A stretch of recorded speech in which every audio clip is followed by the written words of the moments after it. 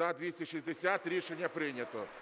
Новим віце-прем'єром та міністром з питань реінтеграції тимчасово окупованих територій стала нардеп з фракції «Слуга народу» Ірина Верещук. У своїй промові вона зазначила, що почне роботу з аудиту виконання рішень РНБО та забезпечить належне фінансування проєктів з реінтеграції.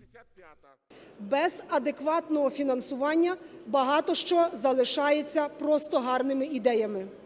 Розумію, що бюджетних коштів не вистачає. Тому моїм пріоритетом буде мобілізація фінансових зусиль наших міжнародних партнерів для підтримки відповідних проєктів по Донбасу та Криму.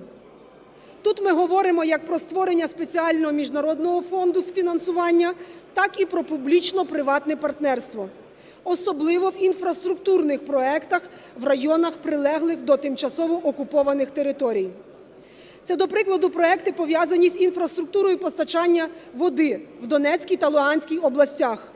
Маріуполь – 64 мільйони євро, Попасна – 70 мільйонів євро, які фінансуються за пільговими кредитами від уряду Франції. Або, дякуючи уряду Туреччини, це будівництво житла для внутрішньо переміщених осіб. Верещук заявила, що пріоритетом її роботи є повернення не тільки окупованих територій, але й людей, які там мешкають. Вона наголосила, що з ними держава має розмовляти мовою воз'єднання, підтримки та допомоги. Нам потрібен більш якісний контент, більш продумані та збалансовані меседжі та наративи. Ми маємо навчитись дивитись очима наших людей, які живуть там. Бо зрештою ми боремось саме за їхні серця. За словами Верещук, Україна повинна спочатку вирішити безпекові питання, а вже потім розмовляти про Мінські угоди та так звану формулу Штайнмаєра. Мінські угоди підписані і українською стороною. Ми не відмовляємось від їх виконання, але безпекові питання мають бути передовсім. Перед тим, коли ми переходимо до політичних питань, врегулювання конфлікту на Донбасі, міжнародного збройного конфлікту, нам треба виконати безпекові питання. І коли Україна це робить, Російська Федерація відмовляється від виконання бодай би безпекових питань. Вона відмовляється навіть від того, щоб визнати себе стороною. Вона вірить, що Крим та Донбас обов'язково буде звільнено від окупації, але не стала відповідати, коли це станеться. Розуміємо, що не все залежить від української сторони, але ми робимо все залежне, щоб цей час та день настав. Тому я не називатиму дати та часу, але точно знаю, і я це казала у своїй промові, цей час і день настане.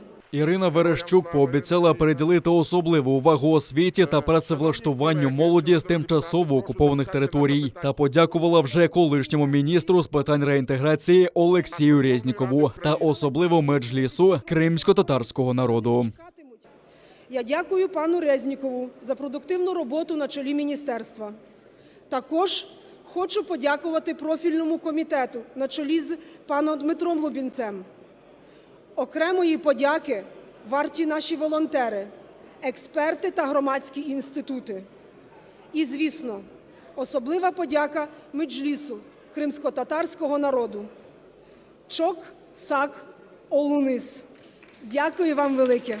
За призначення Верещук на посаду віце-прем'єра та міністра з питань реінтеграції тимчасово окупованих територій проголосували 318 народних депутатів.